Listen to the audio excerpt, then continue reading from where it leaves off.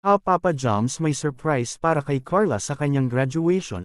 Aalamin na natin yan mamaya.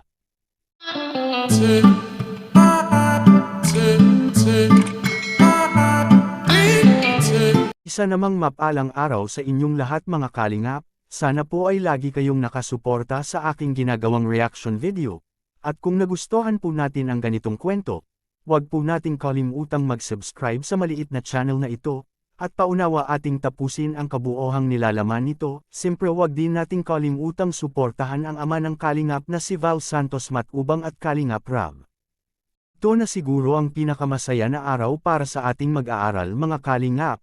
Ang araw ng graduation na ating pinakahihintay sa ating buhay na tayo ay makapasa sa mga pagsubok na dumarating, kaya ganun na lang kasaya ang naramdaman kay Carla ngayon pati na rin sa kanyang magulang, na sobrang proud sa kanyang anak ngayon na nakatapos na sa kanyang high school, at magpapatuloy ito sa kolehiyo kasi pangarap niyang makatapos nito sa kolehiyo, dahil sa kanyang pangarap sa kanyang magulang mga kalingap, kaya di na lang mapigilan ang mga emosyon na lumuhan nito.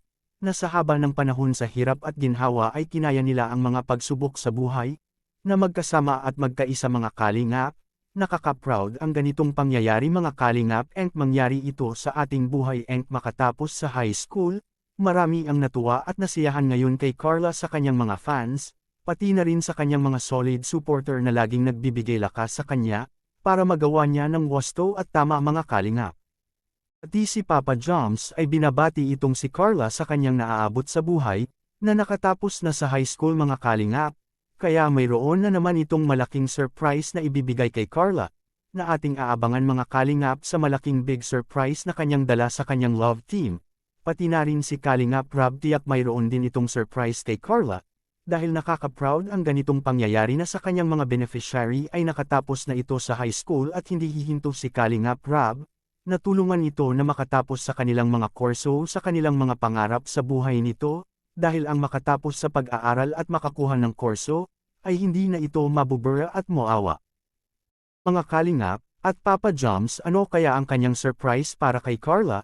Tiyak kaabang-abang na naman ito sa mga panunood, dahil alam naman natin na kapag si Papa Joms na ay tiyak may pasabog na naman ito, at pakilig para sa mga manunood nito at sa kanilang mga fans mga kalingap.